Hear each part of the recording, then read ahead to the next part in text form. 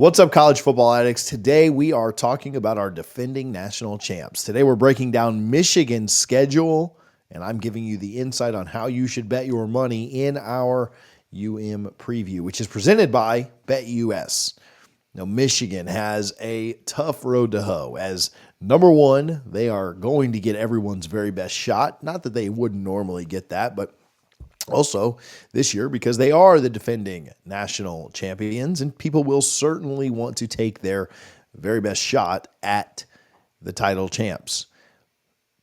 That's not the only reason, though. Michigan lost a ton to the NFL draft and lost their quarterback, which is most important to the pros. Can they rebound? Can they find a way to overcome the odds and get back to the college football playoff? They start out with a couple of games that they should win and a couple of games that are going to be a lot tougher in their first four. Let's take a look at the schedule. Fresno State's probably a pretty easy win. You got to like Michigan at home there. A tune-up game before they welcome in Texas. The biggest game of week two, in my opinion. This is probably where game day will be unless they kind of avoid it because of the big noon kickoff for Fox. But I think this one's going to be massive and a game that everyone is going to want to see. Texas going to the SEC and then having to play on the road at Michigan in the same year. I don't know that was ever thought of as a possibility when this schedule was made. But a big one for Michigan. And I think this one's interesting. If you've watched our Texas breakdown, you already kind of know what's gone on here and how I've picked it. But if you haven't, maybe I'll tease just a little bit. I think Michigan's going to be told that they have no chance in this game. This is Texas's to win. Everybody's super excited about Texas going in and competing for the SEC in year one. And everyone's forgetting about Michigan. It's Ohio State and it's Oregon's conference now. And we don't think that Michigan's going to be able to hold it up. And I think that's going to fester, and I think that's going to be in their ears and in their minds for a very long time. And I think it's going to be an advantage for Michigan. I think they're going to be able to play the underdog card, even though they're still a very, very good team, a top 10 team in the country. They've recruited like it. They're going to coach like it. Are there any kind of, extraneous things or external things that could come in and impact with investigations or the NCAA? I don't know. Pending any of that, I think that Michigan beats Texas. They're in the big house to start the year, and Texas takes a loss before they ever even get to SEC play. This is a huge win for Sherrone Moore. This is a huge win for the program, and it kind of solidifies like, hey, yeah, last year wasn't just some flash in the pan. We're back, right? And we're going to continue to be really good. Now, this is not going to be an easy win, and I'm probably going out on a little bit of a ledge telling you that Michigan's going to win against Texas in week two, but I truly do think that they can get it done, and I think once you get to that game, you're going to see why. Michigan's still really good in the trenches. Texas still good in the trenches as well, but just not on the same level as Michigan, in my opinion, especially on the offensive line. I think Texas was a little inconsistent last year. Certainly played well against an Alabama team that wasn't very good at the beginning of the year. And then they played well at the end when they played Oklahoma State, but they had some losses that would have been, or some games that would have been losses had they already been in the SEC or been playing better competition. And so Texas, I need to see more from you before I pick you, but I like Michigan to win this. And then I like them to win the next game too. Of course, Arkansas State, I don't think that that's a super tough one. I think that's one they kind of blow through and get a lot of backups, some work. USC at home. This is a big one. Southern Cal coming to the conference, and I really need, I said I need to see it from Texas. I need to see it from Southern Cal. A new addition to the Big Ten. I don't think they're going to be physical enough. Certainly starting out, I think they've got a lot of playmakers. They've got a lot of talent. This game being early in the year could help them, but having to go up to Michigan is a big deal. I don't think USC can get this game done. Now, if they are just guns blazing and guns firing and can score like crazy on Michigan, then maybe they can get it done. But USC, the way that Michigan shut down Washington's offense last year and really limited them, I think that you're going to see kind of a mirror image here. And I don't think USC's offense is as good as Washington's was. Maybe Michigan's lost some pieces and their defense isn't quite the same, but I think Michigan gets the win here. Then I think they've got a couple more wins in store. We've got them starting out 4-0, but Minnesota, I think that's a win for Michigan. At Washington, I think that's kind of a program. Maybe going to the West Coast could be a little bit tricky, but that's a program that certainly has been decimated by a coach leaving in the portal and everything else. And I think that they'll be back soon enough, but I don't think Washington's going to be nearly as good. I think they go on the road, beat Washington, go on the road, beat Illinois.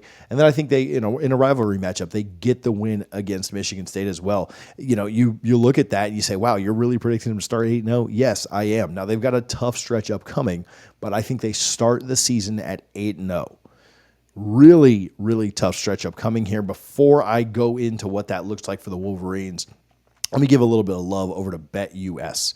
The best thing about these previews is that if you love the prediction or you hate the prediction, you can go to BetUS right now and wager on what you think is going to happen.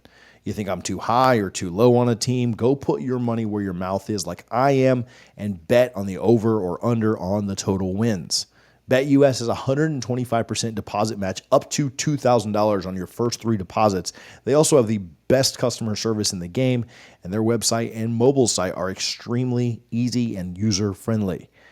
Appreciate BetUS for their support. Make sure that you go lock in your bet right now for Michigan's over-under on wins. Now, starting 8-0 is something all Michigan fans would certainly be happy with, but here's where I think it gets tough for them. They have to play Oregon. Now, they do get Oregon at home, and home field advantage is a big deal in college football. Don't get me wrong.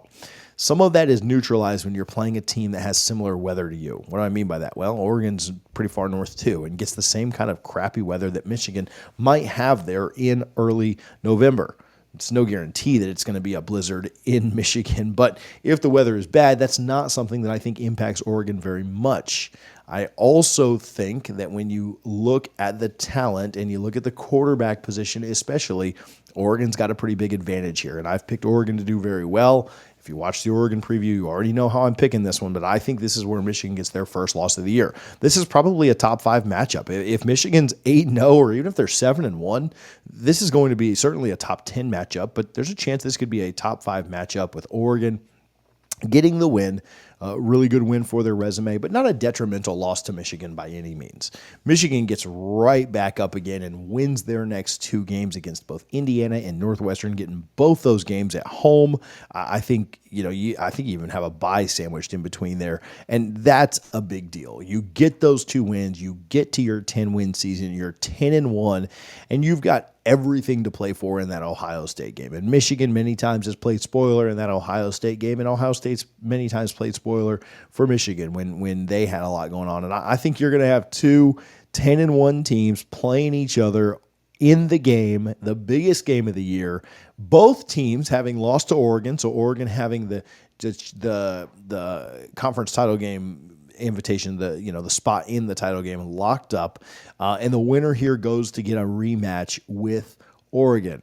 Michigan at Ohio State, both teams 10-1. What more could you want? It all seems to come down to this game, and it does one more time. I think Michigan has a great chance in this game. I'm certainly not going to tell you I think Ohio State blows them out or anything like that, but I just don't know if they have enough talent to keep up with Ohio State. I think Ohio State has better weapons. I think they have the edge in the quarterback battle. I think the game being at home is a little bit of an advantage for Ohio State as well. This one is going to be close, but I like Ohio State to get the win, and that drops Michigan down to 10-2. The good news for Michigan, those 2 losses came against top 5 teams, and you won some big games as well. You beat Texas, you beat some other teams that were good and ranked, so maybe 10-2 is enough to sneak or backdoor your way into the playoffs. Not a guarantee, but certainly think that Michigan with their cachet, the way that the committee is going to want to put teams with big followings and teams with a lot of swagger on and in the playoff is going to be a big deal. You think about who else might be highly ranked in the Big Ten when we get there. Well, I don't necessarily know how many teams would be 10-2 with 2 top 5 losses in the Big Ten. And so if you think about it, the SEC is probably going to get 4 or 5 teams in. The ACC is going to get 1 or 2. The Big 12 probably just 1. The Group of 5 1. And then you've got the Big 10. You fill out the rest of that with the Big 10. based on who the ACC champion is, how the Big 12 works itself out, how many SEC teams are highly ranked, will all matter in Michigan potentially sneaking into the playoffs. Now, they just win one of those games I was telling you about. They can control their own destiny, and I think 11-1 gets them in, especially if they go to the conference championship. Whether they win or lose that, they'll be in, I think, at 11-1 or 11-2 or 12-1. Obviously, they'd have the auto bid, but 10-2 is more of a question. Right now, I'd have them sneaking in. I think at 10-2 with 2 top 5 losses, they can keep those games close and respectable, which I think they will. They'll sneak into the playoffs, but not a guarantee. Michigan fans, I know what your expectations are. I know that 10-2 is not good enough, but I'd love to hear your thoughts down in the comments. Don't rip me a new one. Just prove it to me that I'm wrong. When you guys get out there on the sidelines and you're cheering for your team, I got you beating Texas. I don't think you beat the other 2. That's a big win. Just can't get all 3 of them in this year. 10-2. Maybe you're sneaking in the playoffs. Maybe not, but I'd lean towards yes. Let me know your thoughts down in the comments, Michigan fans. Make sure you hit the subscribe button if you haven't already. And we will talk to you soon here on College Football Addiction.